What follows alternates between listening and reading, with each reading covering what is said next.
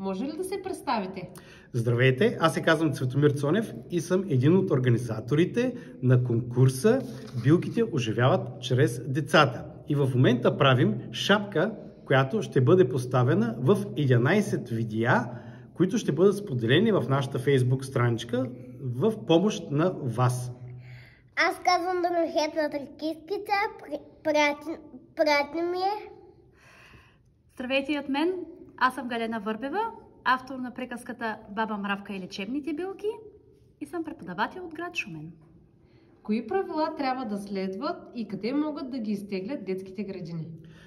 Най-важното нещо за правилата е, че те ще бъдат публикувани в нашата Facebook страничка "Билките оживяват чрез децата" и оттам всички детски градини ще могат да си ги изтеглят и да се запознаят с тях. Как ще бъде разделена приказката и по коя сцена ще трябва да рисуват децата? Приказката ще бъде разпределена на 10 основни сцени, плюс една допълнителна, тъй като трябва да илюстрираме и задната корица на нашата книжка. Къде участниците ще могат да получат текста и как ще бъдат разпределени сцените?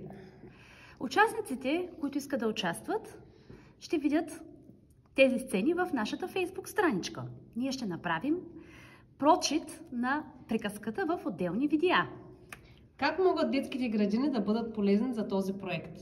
Детските градини, най-важното нещо, което за този проект е да искат да участват в този проект и другото, което е много важно, те да харесат нашата Facebook страничка, да я споделят в тяхните страници, за да могат да приканят родителите на детската градина да харесат нашата страница и така да участват в самия конкурс, като харесват публикациите, които те са направили.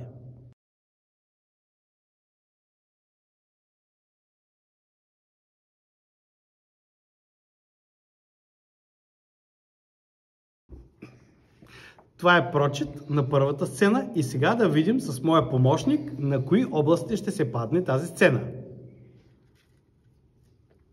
Благодаря, тати.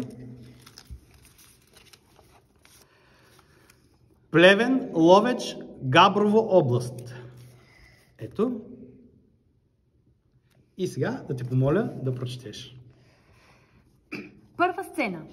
Баба Мравка и болното мравче. Тая сутрин рано стана баба Мравка от зарана да потърси из тревите разни билки лековити. Болно гърло има здравка, щерката на баба Мравка. Кашля шумно и без сила, болка в нея се е свила. Баба Мравка работлива е и много милостива. Топъл чай, ако направи, гърлото й ще оправи. Билки трябва, то се знай, на болката да тури край. Щом деня разпръсне мрака, дълъг път и мен ме чака. С нощи дъжд валя и вее, плодни ниви да полее. Нищо, то не е студено. Зарад мравчето сгушено в мравешкото си легло с топло, топличко чело. Ти послушай своята майка, ще си пийнеш чай от лайка. И още мента и равнец са на болката борец. Рече мъдро баба Мравка, тъй на мравчето си здравка. С обич думи тя редеше, сърчецето й изкреше.